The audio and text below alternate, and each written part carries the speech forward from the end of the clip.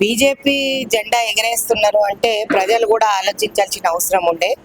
కాంగ్రెస్కి ఈరోజు పట్టం కట్టకుండా సరే మేము పెట్టిన పథకాలకి వాళ్ళకి నచ్చకనా అంటే మెయిన్గా అయితే ఆమ్ ఆద్మీ ఉండే అక్కడ.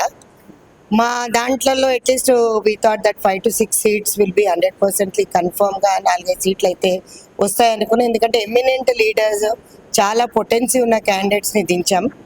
సో మరి మేము కూడా వెళ్ళాం. తెలంగాణ నుంచి ఒక 50 మంది వెళ్ళి క్యాంపెయినింగ్ చేయడం జరిగింది. పబ్లిక్ పల్స్ అయితే చాలా బాగుండే. దాని తర్వాత వాళ్ళు కూడా చేంజ్ కోరుకున్నారు. అంటే ఆమ్ ఆద్మీ ఏమి చేయలేదు. శీష్మహల్ రాజ్మహల్ మధ్యలో ఈ గొడవకి 100% మా నేషనల్ అధ్యక్షురాలు అయితే ఖచ్చితంగా గెలుస్తుందని చెప్పేసి మాకు నమ్మకం ఉండే. ఎందుకంటే నేను డోర్ టు డోర్ క్యాంపెయినింగ్కి వెళ్ళినప్పుడు రావాల్సిన అవసరం కూడా లేదు. ఒక మహిళ నిలబడింది, ఒక స్ట్రాంగ్ వాయిస్, రేపు పొద్దున ధీటుగా జవాబిస్తుంది బీజేపీకి, ఖచ్చితంగా పట్టం కడతామని చాలా మంది మహిళలు చెప్పడం జరిగింది. ప్రతి కాలనీకి తిరిగినాం. మేము 50 మంది సోదరుమణులు మహిళా కాంగ్రెస్ నుంచి తెలంగాణ నుంచి రావడం జరిగింది. సంతోషకరం. కానీ పరిణామాలు అనేది మరి ఈవీఎంలా లేకపోతే పబ్లిక్ పల్సా, ఆమ్ ఆద్మీ పైన అయితే వ్యతిరేకత ఉండే. సో ఆమ్ ఆద్మీ కంటే కూడా కాంగ్రెస్కి ఈసారి పట్టం కడతారనే ఆశ ఉండే. అంటే కొన్ని సీట్స్లో మాత్రం మేము పర్టికులర్గా ఉండే మేము గెలుస్తామని చెప్పేసి వాళ్ళ గతంలో వచ్చే మెజారిటీ అయితే ఆమ్ ఆద్మీకి అయితే రాదు అని చెప్పేసి అయితే నమ్మకం మాకు ఉంది. అంటే ఇప్పుడు అవకతవకలు జరిగినాయి అని కూడా మాట్లాడారు మరి రాహుల్ గాంధీ గారు. మరి దాని గురించి ఏం చెప్తారు? 100% అవకతవకలు జరిగినాయని అనుకుంటాం. ఎందుకంటే వాళ్ళని అసలు ప్రజలు తిరస్కరిస్తున్నారు. బేటీ బచావ్ బేటీ పడావ్ అంటారు. ఇక్కడ లైంగిక వేధింపులు, మహిళల పైన అత్యాచారాలు చూస్తున్నారు, జిఎస్టీలు చూస్తున్నారు. ఏ రోజన్నా చెప్పుల పైన, చీరల పైన, పిల్లల పెన్సిళ్ళ పైన, పాల పైన, చీజ్ పైన జిఎస్టీ ఎప్పుడన్నా చూసారా?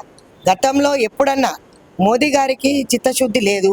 ఈరోజు నిన్న మేము ధర్నా చేసాం. మా పిల్లలందరికీ కూడా హ్యాండ్ కప్స్ వేసుకొని యుఎస్ నుంచి పంపిస్తున్నారు, డిపోర్ట్ చేస్తున్నారంటే అది ఎంత సిగ్గుచేటండి. ఒక ప్రధానమంత్రి ఏ+పాయింట్ ఉందని సబ్కా సాత్ సబ్కా వికాస్ అంటాడు. సబ్కా సాత్ సబ్కా వికాస్ నాకైతే కనిపిస్తలేదు. మరి ఎవరికి వికాస్ జరుగుతుందో తెలియదు. కానీ దోచుకున్న డబ్బు, బ్లాక్ మనీ దోచుకొని వెళ్ళిపోయిన వాళ్ళు 15 लाख डालते तुम्हारे అకౌంట్ పై అన్నారు. 15 लाख ఎవడి అకౌంట్కి వచ్చింది చెప్పండి? ఈరోజు మహిళలను ఉద్ధరిస్తానని చెప్పి మాట్లాడుతున్నారు. నాకు తెలిసి కుట్రపూరిత రాజకీయం ఎక్కడో వెనకల కోణాల జరిగిందనే నేను అనుకుంటాను. వాళ్ళకు మాత్రం 100% పట్టం కడతారని మాత్రం ఎవరు అనుకోలేదు. అంటే ఇప్పుడు అసలు గెలుపు ఓటమి అనేది ఇంకా రిలీజ్ కాకముందే మామూలుగా అవినీతి జరిగింది అని అంటారు. ఎంతవరకు కరెక్ట్ అంటారు మరి మీ నాయకుడు? అది చూస్తూనే ఉన్నాం కదా. మేము వెళ్ళినప్పుడు నేను ఎక్కడైతే కాంగ్రెస్ ఆఫీస్ ఉందో అక్కడే బీజేపీ ఆఫీస్ కూడా ఉంది. డైరెక్ట్గా డబ్బులు పంచుతున్నారు. అక్కడ ఎక్కడ పోలీస్ ఆఫీసర్స్ లేరు. వాళ్ళు ఓపెన్గా చెప్తున్నారు. మందు బాటల్లే కానీ, తిండి కానీ, డబ్బులు కానీ విచ్చలవిడిగా అక్కడ ఏరియా వైజ్ జనాలను వదిలేసి డబ్బులు పంచడం జరుగుతుంది. మేము కళ్ళారా చూసాం. అది మేము వ్యతిరేకించినప్పుడు అక్కడ నుంచి వెళ్ళిపోవడం జరిగింది. కానీ ఒక్క పోలీస్ ఆఫీసర్ కూడా ముందుకొచ్చి అక్కడ కేసు రిజిస్టర్ చేసి ఈసీకి రిపోర్ట్ చేసిన దాఖలాలు అయితే నాకు ఢిల్లీలో కనపడలేదు. ఇప్పుడు దేశ రాజధాని అయినటువంటి ఢిల్లీలోనే కాంగ్రెస్ ఓటమి గురైంది. మరి కాంగ్రెస్ పార్టీ భవిష్యత్తు ఎలా ఉండబోతుంది? కాంగ్రెస్ పార్టీ ఈ రోజు ఓడిపోవచ్చు. గెలిపోవటములు అనేవి సహజమండి పార్టీలో. నేను కూడా ఒక దగ్గర నుంచి పోటీ చేశాను, ఓడిపోయాను.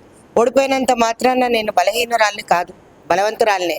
ఈరోజు మీరు చూసినట్టయితే యూత్ కాంగ్రెస్ ఎన్ఎస్యుఐ కూడా చేపడతలేదు. ఆ విధంగా మేము ప్రక్షాళన అనేది జిల్లా వైజ్ డిస్ట్రిక్ట్ కమిటీస్ అంటే మా కమిటీ రద్దయి అక్టోబర్లో రద్దయింది మహిళా కాంగ్రెస్.